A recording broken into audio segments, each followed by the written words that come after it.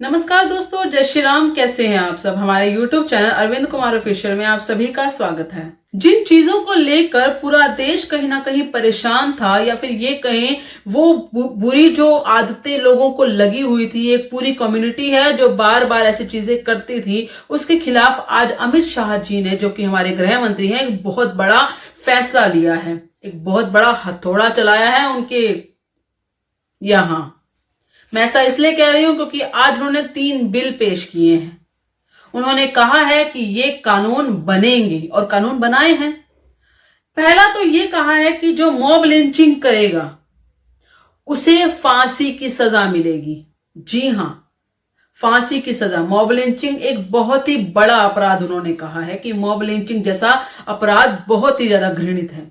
और दूसरा, जब कोई नाबालिग के साथ, किसी भी छोटी बच्ची के साथ जो कि 18 एज से कम की है, उसके साथ यदि दुष्कर्म किया जाता है तो उसका साथ भी इतना ही बुरा होना चाहिए, उसको भी फांसी मिलनी चाहिए। ये उनका दूसरा बिल है और उनका मत यही है कि छोटी बच्ची के साथ ऐसा कोई भी घृणित कार्य बर्दाश्त नहीं किया जाएगा। तीसरा, उन्होंने कहा है कि जो सामूहिक दुष्कर्म करते हैं, जो पापी इंसान जिनकी सोच इस लेवल तक जाती है, जो सामूहिक दुष्कर्म करते हैं महिलाओं के साथ, उनको 20 साल की सजा मिलेगी। और साथ के साथ उन्होंने ये भी कहा है कि इस मामले में जब आपके पास सबूत पहुंच जाए तो सिर्फ आपको 30 दिन का वक्त दिया जाएगा और 30 दिन में आपको फैसला सुनाना ही होगा। आप 30 दिन से एक दिन भी ज्यादा नहीं कर सकते इस फैसले को सुनाने में। तो 30 दिन में सारे सबूत पेश करने होंगे, सारे सबूत ढूंढने होंगे और फैसला सुनाना ही होगा।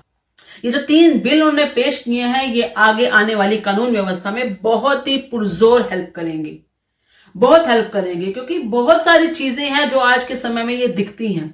साथ ही उन्होंने ये भी कहा कि कांग्रेस के टाइम में भी इन सब चीजें, ये जो चीजें हैं, ये सब होती थी और सामने भी आती थी, लेकिन वो मुद्दे तो उठाते थे संसद में, लेकिन कभी भी उसके खिलाफ कभी कानून नहीं बनाया। हमने इस बात को कानून बनाकर बहुत बड़ा हेल्प किया है कानून व्यवस्था के अंदर। साथ के साथ अमित शाह ने यह भी कहा कि अगर कोई घोर अपराध किया जाता है तो उस पर किसी भी तरह की जमानत नहीं दी जाएगी, जमानत नहीं मिलेगी उस व्यक्ति को। उन्होंने ये भी कहा कि पहले एक समय था जब राजद्रोह की बात आती थी और उस पर कहीं ना कहीं कड़े कानून बनते थे। अब राजद्रोह जैसा तो कुछ है ही नहीं, क्योंकि राजा का शासन यहाँ पे होता ही नहीं है, डेमोक्रेसी चल रही है। तो यहां पर जो है वो लोकतंत्र है और लोकतंत्र के हिसाब से जो भी नियम होते हैं वो देश के हिसाब से होते हैं। उन्होंने ये भी कहा कि राजद्रोह के हिसाब से जो कानून बने हुए थे उन सब की जगह मैंने राजद्रोह वर्ड की जगह देशद्रोह कर दिया है, बस। यानी कि जो नियम कानून राजद्रोह के लिए लगते थे अब वही देशद्रोह के लिए माने जाएंगे और इससे कानून व्यवस्था बहुत हद तक पुरजोर चलेगी। आप सबका इस बारे में क्या कहना है, कृपया करके अपने विचार कमेंट में जरूर बताइएगा। इस वीडियो को लाइक और शेयर जरूर कीजिएगा। धन्यवाद। जय श्री राम।